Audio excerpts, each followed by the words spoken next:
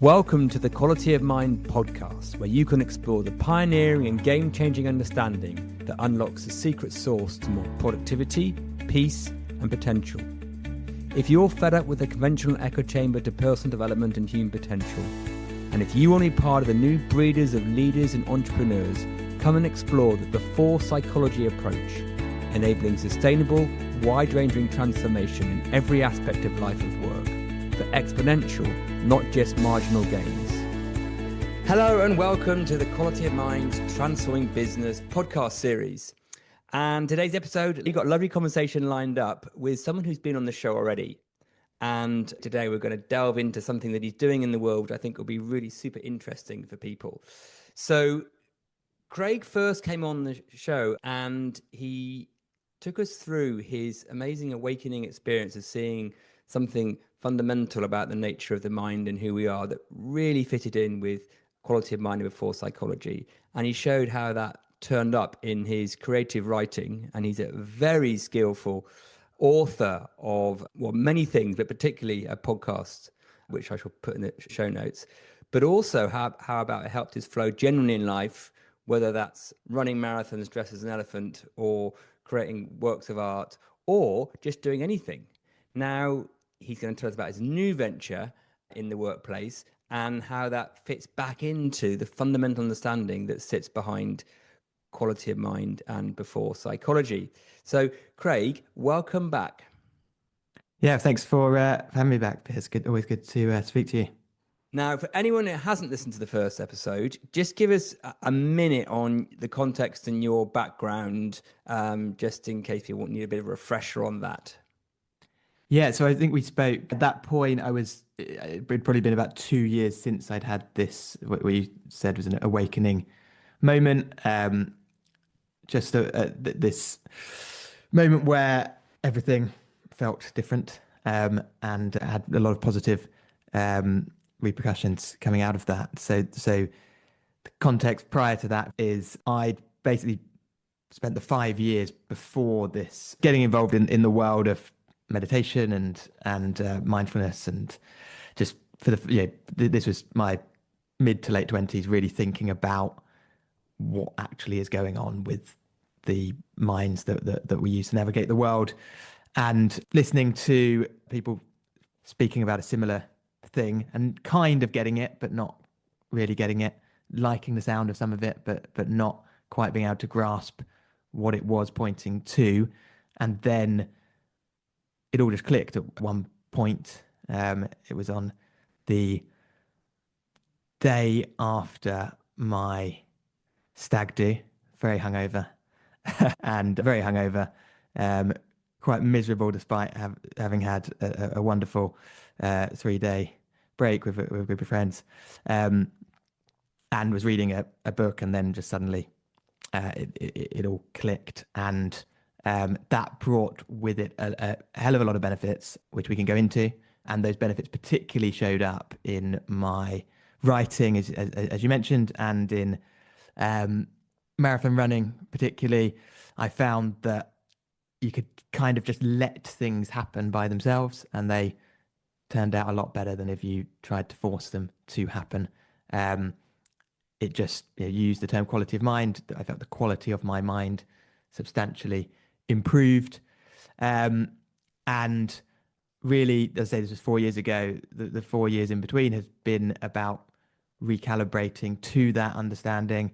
Loads and loads of upsides, not exclusively upsides though. And then earlier this year, so it's now 4 months or so ago, I went on your Quality of Mind 3-day course, principally really, I'd been talking to you for about 3.5 years about our shared experiences and what have you. And I principally went on the course just to learn from you in terms of how you communicate this message, because it's something that I'm increasingly doing it in my podcast, and I'm doing it in my working life. But it's something that I want to get better at is discussing that understanding. So I went along to learn from you in that regard, and actually it unlocked a lot of benefits that I wasn't expecting, which was very pleasant. And I suppose, proved something that you say quite a lot, which is that there's always more to see. And so now I've set up a business called Love Your Work, where I am going into businesses, working specifically and showing them how to love the work part of work, basically. That's the real hook, is that there is a way of working aligned with the quality of mind understanding, but which you can access without necessarily having the moment that we were talking about there. There's a way of working where the work seems to happen by itself, where you enjoy the process, where it's effortless, but you feel hyper present, and where you finish your day feeling energized rather than drained. And that's a direct contrast to the way that I would say at least sort of 60-70% of people approach their working lives. So that is specifically what I'm helping businesses to unlock at the moment. And there's loads in there we can unpack, but let's just go to the last bit first, because I imagine listeners will be going, oh, that sounds good. And Love Your Work, great name, by the way, because it just does what it says on the tin.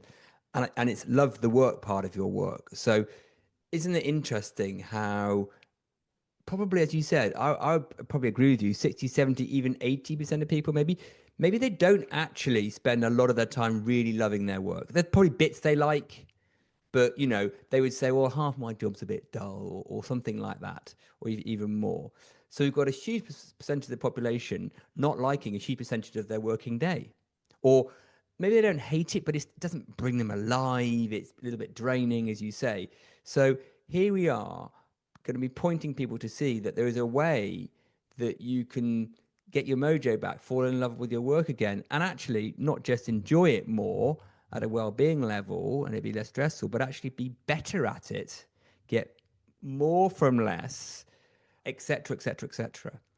So society, I think, really needs that, because I often ask a question at the beginning of my 3-day programs or my one-to-one coaching, what percentage of your week do you think you spend in flow state, after we discuss what flow state is?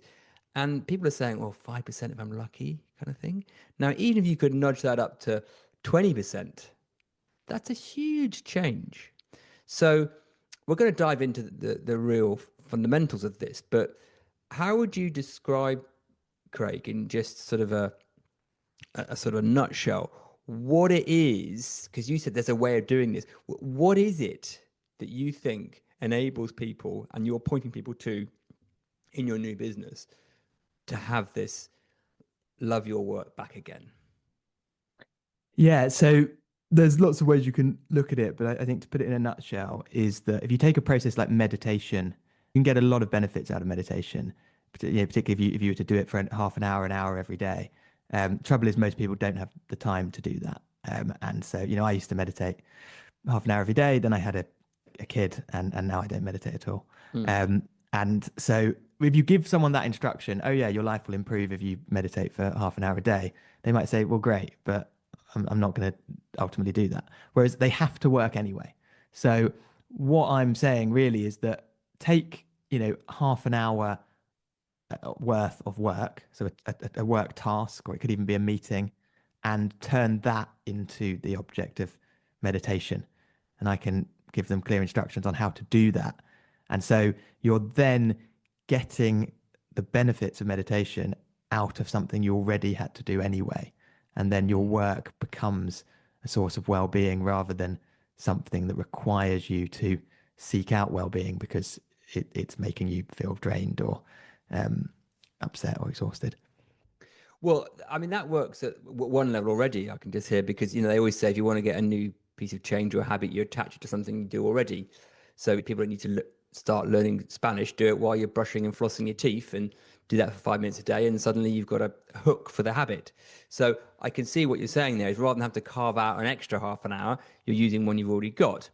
I mean, but that's really the peripheral benefit, because I think what you're also showing people is actually, regardless to the work, because you could go, well, I could do that half an hour thing he's talking about on a piece of the work I love, maybe talking to a colleague I love, or the favorite bit of work. But let's say I've got to do something really quite high cognitive load, like pour through spreadsheets, or come up with a new business plan, or solve an issue with a difficult customer or whatever it is, how can I possibly feel in that meditative space, even if I know what that is, on a piece of work that I don't like, I don't even want to do. I'd rather be doing something else. Yeah. So, and I think you're absolutely right. It's instinctively seems easier on the task that we love, but Yeah. it is absolutely possible on any task. And the method that I use is something I call the OFF method. So it's OFF for objective, focus, flow. And you can apply this to anything, but it's just easier to apply to a clear task. So you've got this spreadsheet that you've got to pour through. Be clear on what your objective is. Um, whether that's to, I don't know, fill in all the missing addresses or whatever. Be very clear on what the objective is. And then focus, which means just pay attention. So pay attention to the screen, to the spreadsheet. And then the flow bit is just let it happen. And what you're specifically not doing there is trying.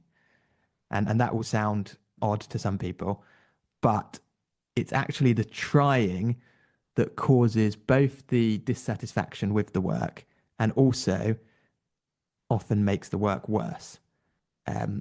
So what you basically need to do is just trust your ability to, or the ability that's present within you to get the task done, set a clear objective, focus on it, and flow. So objective, focus, flow, just let it happen and don't try.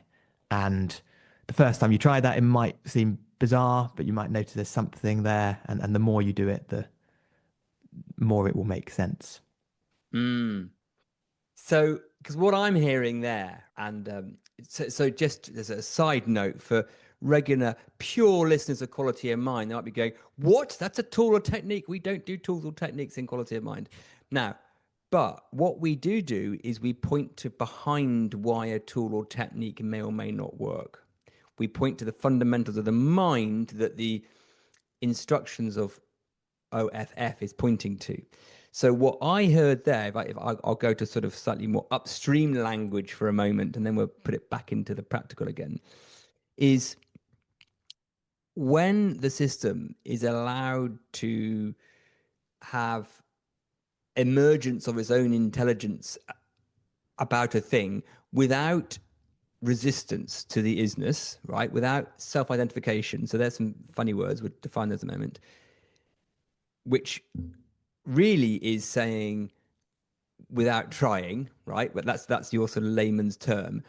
The system works really well when we're just in that flow and there isn't a Craig or Piers really trying to get it done or trying to be brilliant at it or thinking I'd rather be doing something else or isn't this over yet or this is too hard or my colleague should be doing this or gosh I've got to do something else blah blah blah, right? So as soon as we take the self out of it, right? So that's a lack of self identification. And we're just in the presence or the activity of whatever it is. Generally, that A feels better and B goes better. Would that be a way of trying to sort of bridge this to the upstream? Yes, definitely. And I am purposefully being relatively downstream Yeah. with this because I want to prove to people that they can get a benefit even without any of the upstream stuff just by putting and I appreciate it is a tool, but by putting this tool into work, they can get a huge benefit. And then if they want to allow themselves, well, I'm using strange language there, but if they want to see that this reveals something deeper about themselves, then they can. And I can certainly point them that way as well.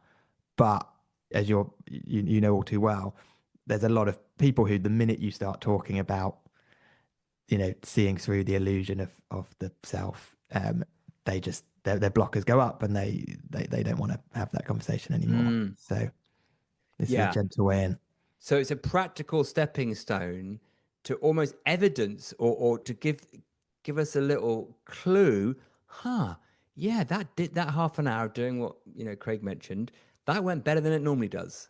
And nothing different about the activity. It wasn't like a nicer version of it. It's just, yeah, it was just better.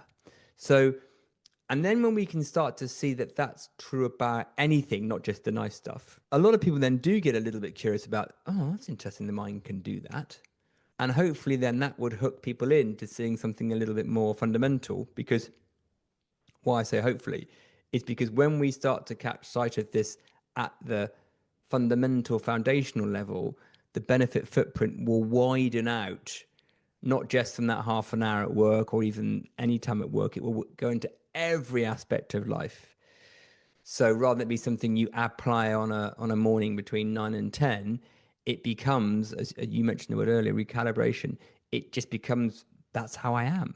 I don't Hmm. even need to think about OFF anymore. I just am it. And that's where it stops being a tool and technique and becomes just part of the default of the system again. Yeah, definitely. So I suppose if there was a difference, it's that from where you are with quality of mind, it's very much telling people or pointing people early towards who you think you are is not actually who you are. And if you realize who you really are, this expansive consciousness, that there's all of these other benefits that will come along. So I guess I'm kind of reversing it in Yeah. saying, here's some benefits you can get early on from this tool, and you can apply it to your work, then you can apply it to your home life, then you can apply it wherever else. And now, is this helping you notice something? And then we push them Yeah. upstream. So And it's interesting actually as I think about it because years ago, probably, gosh, 15 to 20, I used to work a lot in with organizations around change and change management and transformation, digital transformation, et cetera, et cetera. And we used to facilitate a lot of workshops to help people think fresh. Emergent dialogue, I used to talk about, and how they can see the change in a new way. And we used to use a lot of tools and techniques. We used to use things like serious play, if you've ever heard of that, where you get the Lego out and the pipe cleaners and the craft stuff, and you sort of build a picture of what you're thinking it could be, and you use it, or we use a lot of metaphor stuff. So we get people to think about it as a metaphor. So quite a different way of talking or thinking or articulating or visualizing or building the thing they were looking to achieve as a business or an organization. And people would have some real fresh insight around that, and it would be a much nicer experience than all the stakeholders getting in the room and sort of intellectually kind of playing table tennis with their own views on it. And what would happen is not only would be a nice benefit for that change program, but people would go, "Oh, wasn't it so nice to do it like that? I had so many fresh thoughts. I never thought I could enjoy that topic so much." But it was pointing people to see what the mind is capable of when it isn't so self-identified with how it thinks it should be. So you give people permission almost to to play around with Play-Doh or Lego or build a metaphor, um, and that's where the freshness came through. So it was a stepping stone, but it was pointing to something really fundamental. And I suppose what I've done in my last sort of 30, 20, 15 years is kind of just come upstreamed from there.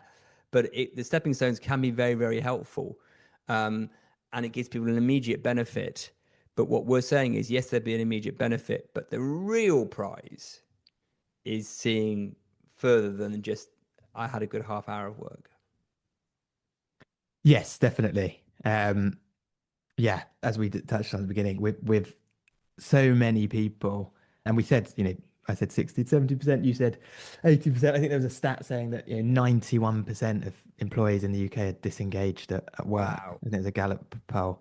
So given that that is the case, if you help them to fundamentally enjoy their work, that's a huge benefit in itself. And it also, I think there's a challenge of people's defensive barriers and skepticism. And so if you just come at someone who's feeling very disengaged with their work and maybe their life, and you just say, well, there's this one insight you can have, really simple insight to have, and it will fundamentally change everything and just make you, see the world in a whole new light and be happy and be more get things done and everything will be great. As you know, that is met with by some people as like, oh yeah, right, get a life. Yeah, that sounds Yeah. too good to be true. Snake oil, cynical. Yeah. What do you mean? It's just a matter of, yeah, absolutely. So our natural kind of skepticism kicks in, doesn't it, when someone um, says that? So what you're showing them is a doorstep, a doorway to that, which I think is fantastic. But And I also think it's different, but I think it's different when someone is pointing someone to a sort of reverse engineered tool, but themselves has the deeper seeing. It somehow lands differently to someone who's just picked up, oh, I'm going to do that OFF thing that he talked about, right? And then I'm going to train that in. There's something about the way you answer questions about it, the pointing of it. It's different, isn't it? I think that you know you're making a concession, but you know why you're doing it rather than you genuinely think it's a tool or technique. Definitely. And I think it works well with me because part of a theory of, and I'm building up is this idea that all great art really comes from Yeah. the source, if we can call it that, just this light shining through people in the flow state, and just writing or painting, whatever comes to them. It comes from that source, but it also sometimes obliquely points back towards the source. So in so many of the Yeah. great pieces of art, you can see pointers to this understanding. And let's unpack that a bit for people, because I think because it could sound a bit abstract, but I think what I'm hearing you saying, what I see is that any almost any example of brilliance or even beauty in the world, whether that's brilliance as a Roger Federer as a tennis player, or the brilliant piece of creative writing, or in the workplace, some genius idea, comes when, to put it in quality of mind language, the self is not trying to author it and be it and make it a piece of brilliance. It comes, and sports people would definitely say this. Well, I don't know how I did that shot. I just did it. Right? It just sort of happened. And you would say, and you've heard you say, well, it just sort of comes from the system through my fingers onto the keyboard, or whatever it is. It doesn't feel like Craig did that. So if we look at wherever we're being brilliant, or just truly having a ripple on the world, that might be through our love and our compassion, or whatever it is, our kindness, generally the self is not the one trying to control and orchestrate that. Yes, and there are so many examples of it. I mean, Paul McCartney said that yes, the whole song of Yesterday just came to him in a dream. Yeah. For example, and J.K. Rowling said she was on a train and just suddenly Yeah. this idea for a boy wizard just popped into her head, along with the school, along with all these other things. And there's so many examples of writers or musicians saying that this happened. Van Gogh just said, the paintings came to me in a dream and I painted the dream. So that is very clear that creative ideas just appear by themselves. And then I think if you actually look into the subtext of the works of art, you can see metaphors and details that point back to this. The source is revealing itself to itself through art. Come to that bit in a moment, but I'm just want to go to a point, which is, given that is quite easy to see, why can't you guys see that more? And it strikes me, having have two kids at school, it's because of where we're taught educationally. So my son was doing a project on something, and it's actually about winning streaks in football and sport, funny enough, and is there any magic behind it? And when he was writing this sort of extended essay, there were like 20 points out of the 100 given for the bibliography, which basically meant you had everything you said, you had to reference to some academic or source. The idea that he could have a fresh thought, write that down, would be almost penalized. There might have been one paragraph you can have your view, but 80% of it wasn't allowed to be fresh, coming through the dream, coming through the moment of inspiration. Where would you reference that? Oh, the infinite source. I mean, that's not allowed in the bibliography, right? So I think we're taught that you have to reference everything to something already known. Well, isn't that interesting that you have to quote the source, but no, but by doing so, you're blocking off access to the real source. The infinite source. Yeah. Exactly. Yeah, exactly. So then we get taught that these ideas that come in a different way are not as legit. Now, Mm. I understand the field of science loves its evidence, and that's as a field, not a problem at all. Knock yourself out, but don't then leak into all other areas of society or humanity that everything has to be like that. So there's going to be fields of our game of life where evidence is very, very important, right? For that purpose. But I feel like it's become us, and then it's only when you learn to subtractively allow the system just to, as you said, not try to Hmm. go back to love your work, that you find, oh yeah, that's a really great way of going about the world. Absolutely. And even in science, the rigorous evidence-based process is generally used to interrogate Mm. an idea, but the idea often will arise as this bolt of lightning, this insight that This somebody eureka. has, the eureka moment. Yeah. Yeah. Yes. But then it gets lost in its own self-critique. Just say a bit more about what you mentioned earlier about actually some of this beauty and brilliance then points us in its creation, points us back to this bigger than us source. What do you mean by that? Yes, there's so many examples, but just one. I mean, I mentioned Paul McCartney yesterday came to him in a dream. If you look at what yesterday is about, yesterday all my troubles seem so far away. Now Yeah. it seems as though they're here to stay. I mean, it's showing you that there's a mind state that can, yesterday he's just happy, everything's fine, and now the same person suddenly consumed with all of these worries and all of these difficulties. It's not that those difficulties didn't exist yesterday. It's just that yesterday the person, the narrator of the song, was in a wider mind, what you would call an open aperture, and and by being in that mind state, the world appeared to be good and fine, and now in a closed aperture, it feels the opposite. And so, whether Paul McCartney realized that or not, this song just popped up and it perfectly illustrated the struggles that most people face and the solution to those Yeah. struggles. And then just, generally, if you look at story structure, I mean, there are basically seven types of stories throughout history. The seven basic plots as they're known. Each of them you can look at as really a way of revealing this understanding. It's pretty much every story you could think of is on some level Yeah. the hero discovering something in themselves that they didn't know was there. So it's just again and again these stories are being told that point their way to what's going on. From Shakespeare saying all the world's a stage and we're merely players on it, to Eminem saying lose yourself in the music at the moment. To It's Star just Wars, to Harry yeah. Potter, absolutely.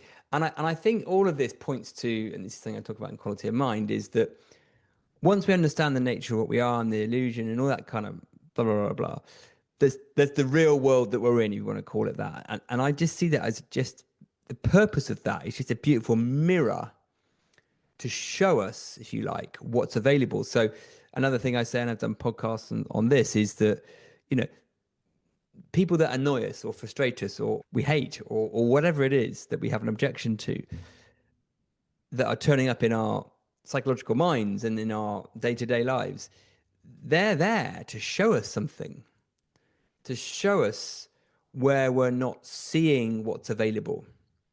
So the discomfort, the challenge, or whatever you want to call it, it's just the system pointing to us and saying, hey, there's something to see through here. And then once we do, and I'm sure we've all had experiences of where something's been very knotty and difficult and whatever, and then it's sort of phoenixed itself. And on the other side of that, we would look back and go, well, that was the present I never wanted, but it was the biggest gift kind of thing. So the system is kind of intelligently pointing and learning for us, the learning extravaganza, but it does it in a way that we don't always want it to because we expect it to go a different way, or we think that's uncomfortable. I don't have to go through that. Can't I just have the learning without the discomfort? So the way the world is presenting itself to us in thought, perception, sensation is always, in a way, pointing to something. But we've misunderstood what it's pointing to, and we've misunderstood what the signals are saying. Definitely. Yeah. And it can be, you often don't notice when you've got to the other side of it, but Yeah. it can be really striking when, because an example is I used to get really wound up by, and I was like the grumpiest old man of a 20-year-old you can imagine, but I used to get really wound up by people listening to music on their headphones on a bus or a train, or that tinniness that you hear when they're playing it too loud out of their headphones. It used to really annoy me. Um, and then I now don't hear it at all.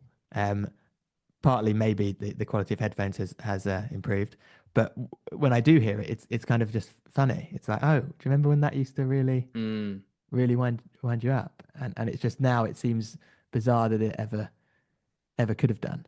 Yeah, because the system's realized, but there would have been so in there was probably, if you looked at your own mirror and equivalents, there's probably something in there that you've learned about the human system or yourself about that. And that's why it was pointing you to that. So this is what growth's around, really. It's to lean into these things and see what they're really showing us. And that's a beautiful journey to go on if we understand the nature of what we are, rather than think, oh my God, look at all these foibles I've got, all these little neuroses I've got, these pathologies I've got. No, they're not. They're just little signposts or big signposts Mm. to see. The system is clever in how it points. So anyway, let's just get back a little bit to the core of what we're talking about, rather than we segue into this too much. But because love your work, what we're saying is, in quality mind language, and you've got your own version of how you say this, that dependent on the aperture in the moment, the work that we're doing will feel really different, and in terms of our enjoyment and the energy it takes to us to do it, and the results will change depending on this sort of aperture in the moment. Now, how do we, and we can look at this from both the sort of fundamental high level of upstream level of quality of mind and the sort of more practical level that you would point to in your workshops. How are we helping someone if they think, well, I'm fundamentally in the wrong job, or I hate this piece of work, or I just don't like this workplace, or there's no way I can ever get that love my work. It just doesn't seem feasible for me. How would you point someone in that with that? Yeah, well, often and increasingly I'm finding it's the most helpful when you can work with a team, or specifically the leader of that team, and because often it might be environmental changes you have to make for the business, or for that specific team. So there are lots of ways in which you can make it more likely that you'll be able to lose yourself in the work, because that's ultimately what we're talking about. And my research so far and anecdotes and what have you suggest that most businesses, probably unintentionally, are setting themselves up most of the time to block that from happening through Mm. just constant Slack messages bouncing off, meetings being put in at all times throughout the calendar, context switching happening continuously, shift of gears on a regular basis. They are building an environment that blocks the flow state from happening, or that is more likely to close someone's aperture rather than open it. So there's a hell of a lot you can do with an individual, but it's great if you've got the backing, particularly of the person running a team who can affect the environment and can say what, and it has to be tailored to each team and organization, but could say, for instance, what, everyone's going to have 9:30 to 11:30, where you're just not going to have any meetings in that time. That's where you're going to be able to get on with whatever work you're going to get on with. If I send you a message, you don't need to reply to it until after 11:30, for instance. You're then creating the space to allow this to happen. Yeah. And I think it's interesting that, because I think at an environmental level, an external stimulus level, that's helpful to have no distractions when you're doing this deep work, or loving your work. And if we look at, well, why is that so important? Well, why can't we just ignore the distraction, right? So, because there might be moments where someone's so absorbed in what they're doing, they could have 15 emails coming in and 5 WhatsApps and phone ring, they don't even notice. So it feels to me that the mind has been, from a young age nowadays, so conditioned for stimulus and distraction. And this idea of, go back to kids, boredom, our tolerance for boredom is just ridiculously low. So we've been conditioned that stimulus, stimulus, stimulus, stimulus, stimulus, stimulus. So even if we're not being pinged by our emails in the 2 hours between 9:30 and 11:30, because the new company rule is don't have them, we go and find something else to distract ourselves. So what are you finding, and what do you know about our tolerance for distraction, or sorry, to not be distracted? What do you think's happened in that in the last few decades? Yeah. So in terms of the reasons for it, I mean, you touched on some of them, and the potential for constant stimulus is there. It's not an area I've done a great deal of research on, and I'd always be wary as well of, there can be big moral panics over any sort of new technology. So when people started writing things down, apparently Socrates hated the idea because it meant that we were never gonna, our memories were gonna wither away and fall to nothing, Yeah. because we were writing stuff down. And then obviously the printing press and similar things brought with them scares, stories, and people thinking this was the end of times. And so there's obviously early research has been done on the damage that things like TikTok are doing to people's attention spans, but there are pushbacks against that, and it's possible that some of that may be overstated. But ultimately, attention is something that can be trained, and if somebody finds it incredibly difficult to focus on a task to begin with, that's okay. But the idea is that you build it up. So if you're given this hour, let's say 2 hour block to do deep work, and you find that you're getting distracted every 2 minutes, just even if your notifications are off, you're getting distracted by wanting to do something else every 2 minutes, then that's fine. Be aware of that, notice that, and then see if the next day, you can go 4 minutes without being Mm. distracted. And the instruction in terms of the focus part isn't to imagine that you're just going to focus solely on this thing for 2 hours without any distractions. It's simply that when you notice you're being distracted, to bring the attention Yeah. back. Well, yeah, you haven't got much choice otherwise, I guess. And I think what I was listening to that, I was thinking, actually, here's a practical thing that might be useful for people that are listening right now. And regular listeners of Quality of Mind will know when they start to hear this, what I'm pointing into was what I call leaning in. So quite often what happens is, so we're doing what we're doing, whether that's 1 minute, 2 minutes, 5 minutes, and then a sort of an urge will come in to either check that notification because I've seen I got a one message, or to look around and to sort of see what else there is available, or that there'll be a sensation change as and that will usually correspond with the attention widening a bit from the task in hand, right? And then that urge sort of comes in to do that, and then we might try and say to ourselves, no, no, no, no, no, I need to focus. I need to focus. Come on, focus, focus, focus, focus. And then this kind of internal battle goes on between, I'm not going to look at it yet. I'm going to give myself 5 more minutes or 10 more minutes. And then bing bong, there we go, knowing we should focus and whatever. Or we just give into it, or the urge, and off we go. Now, if we could start to see that sensation change, which actually is akin to, very similar actually in a different context, of when we get an urge for, I don't know, eating something that we don't necessarily need, like something sweet, or a cigarette, or an alcohol, or buying the latest trainers, or it's the same as any kind of sort of urge. Um, is rather than try and override it and keep focusing.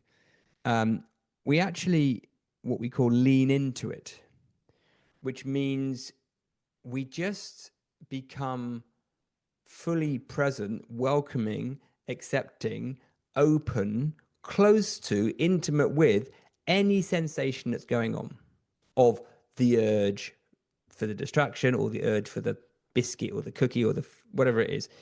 And we don't buy into the narrative that's wibbling away in our mind. We don't try and get rid of that. We don't try and fight it. We let that flick through, and we just really allow the system to feel that sensation, knowing all it is sensation change.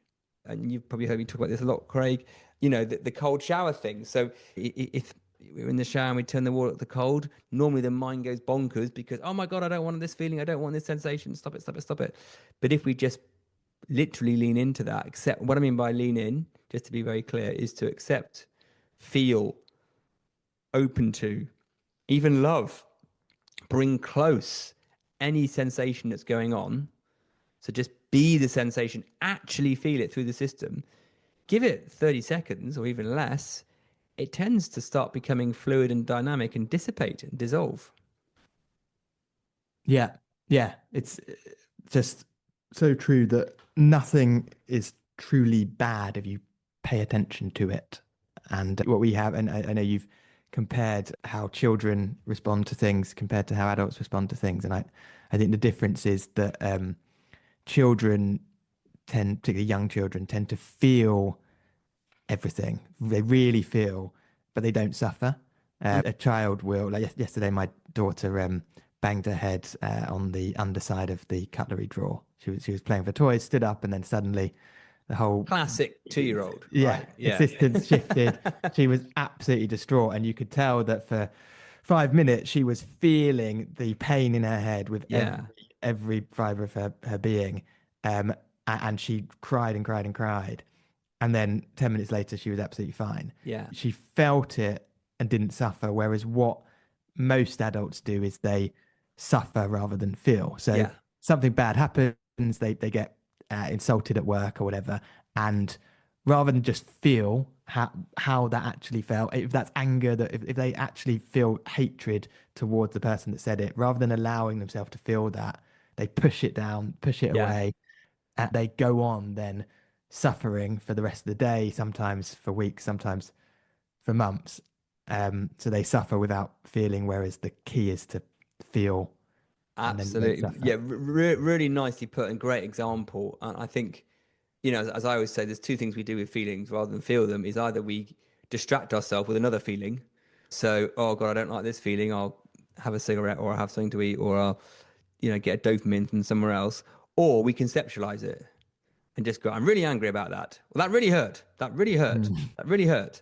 Or that's you shouldn't do that. That's rude. But we don't feel it.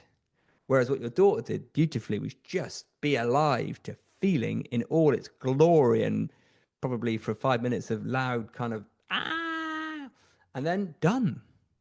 No self-identification either. There might be. How old is she now? 3? Two. Two. It's beginning, starting to kick in, but because then she might then later on want to milk it, kind of go, well, I hurt myself at it, but probably at 18 months too, there's no self-identification, so there's not even a her that's hurt her head. There's just sensation of head, and that's even made up the idea of the head. But you know what I mean, right? So it's just beautifully transient. It's very fluid. It's dynamic, and we just do the opposite. And then let's bring this back into the context of work. So if we're in work and we're doing a task that we don't think we like or is hard or difficult or should be done by someone else or this again, that's another version of it. We're not actually just feeling the aliveness of whatever it is. We're instead in self-identifying with our psychological relationship to it. Mm-hmm. And which is the only way it can be if we're suffering. Otherwise, there wouldn't be any suffering.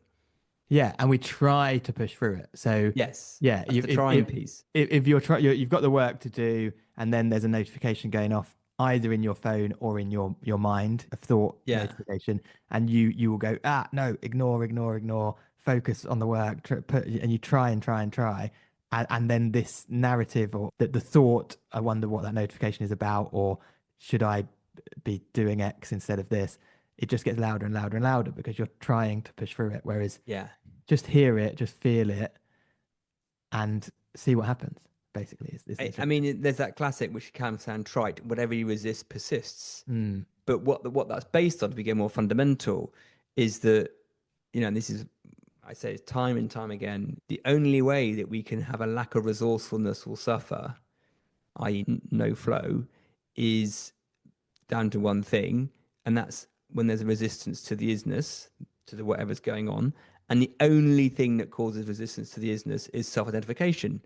When we put a me as the doer or the feeler or the thinker or the shouldn't get distracted or should get distracted or should be doing this, when we put that in, that creates the resistance, that self-identification, and that's what gets in the way of the flow. If we don't do that, we're done. We're good. So I think that's why the 18-month-old and 2-year-olds can show us so easily, really, if we look at what's going on there and the difference for us. And then we create all sorts of stories about, oh, well, that means I don't like this and I do like that. But, your question you can ask yourself is, have you ever surprised yourself at something you didn't think you were going to like and you did? Or you thought you were going to go somewhere and it'd be awful and actually it was all right? Well, most people answer yes. But then they would then legitimize that with some kind of evidence. Oh, yeah, because it was because the reason was because of this happened. But actually, no, just the aperture was wider and it was great. So we just have to see that it's not as complicated as we make out, or the mind would like to think it made out. No, it's not, I mean, it's not complicated at all. You use the phrase simple, not easy. And Yes. And the reason it's not easy is because this conviction we have in this belief that we're doing it all. And what you're really saying is, in Love Your Work, is the reason why that half an hour felt a lot better than all the other half an hours was because there was less you there. Yeah. So I want people to experience it first, and then we can have the conversation Yeah. about there being less Spot you on. or looking through the self.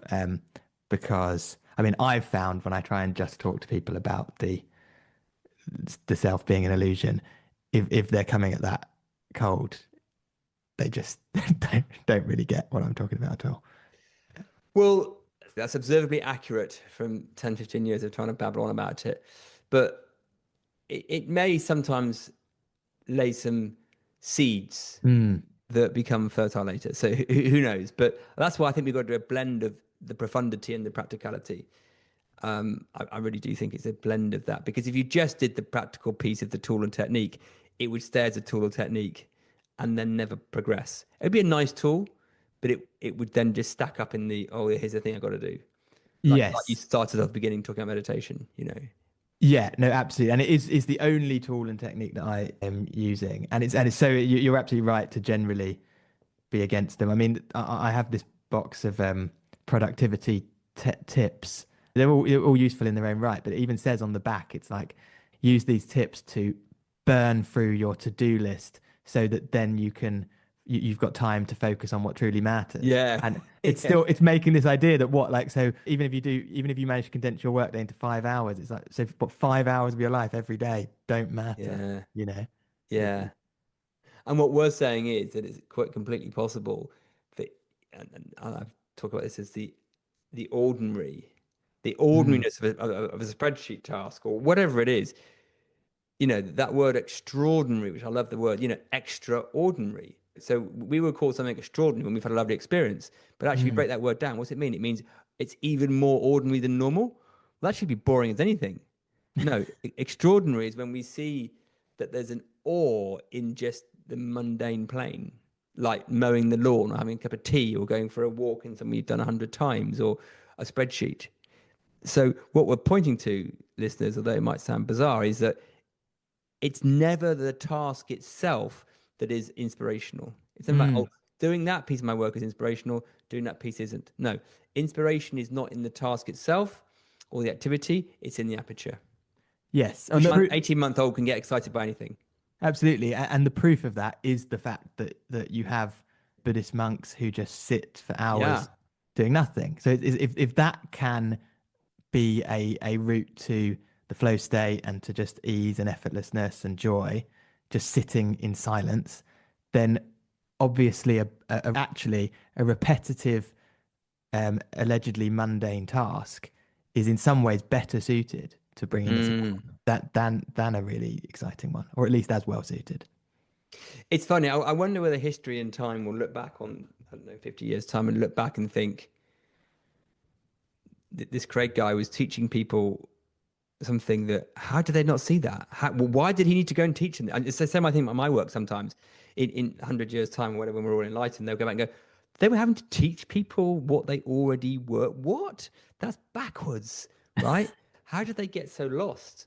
Um, but it's interesting, isn't it? That because it sounds too simple and we should be doing something more sophisticated to be value add. But no, this simplicity is where the value add is. Yeah. Um, And yeah. the complication bit is the trouble, is that Yes. everything is about we think everything's about addition. So to make your workplace better or more streamlined, you've got to add in this new Add. CRM system, Mm, or you've got to add in this new productivity hack, or whatever, introduce this new thing. And actually, the flow state is all about subtraction, not addition. And yeah. so, take stuff away rather than add. And Yeah. And the fact that you're hiring someone to tell you to do that at one level is bizarre, but one level completely needed and very, very valuable. So so Craig, we're coming towards the end of time. Let's just put a bow on it. Let's just say the yeah. same thing again, because you'll say it differently. So if you had a minute or two just to kind of encapsulate what you're doing at a practical level with Love Your Work and what it's pointing to fundamentally, how would you put a little bow on that for a minute or two? Yeah, I think just to say that so many, whenever a business tries to make work more enjoyable, they're always looking at things like away days or putting a pool table in the office, or Mhm. on rare occasions increasing pay. But these are always additional to the work. We spend all this time working and very little time thinking about how we do the work. And there are just a very simple shift in your understanding can allow you to transform your working day into something that leaves you drained and exhausted and frustrated, into something that leaves you energized and feeling better, so you can end your work day feeling you've got more energy than you started it. And that if you start to do that, it will bring enormous benefits in and of itself, but it will also start to point you towards a deeper understanding, because ultimately this flow, like we touch it, flow happens when you subtract things. So Mm, take things away and you find yourself in the flow state. Well, if that's what happens when you take things away, then by definition, the thing that's left when you take everything away must be who you truly are. So subtraction is the key to making you feel better and work better, but it's also the key to finding out who, yeah. who you are. I think that's really nicely put. There's two things I'll say to that. One is we're talking about psychologically taking something away. We're not saying, right, to do this, you must have one thing in your calendar for the whole week. Mm.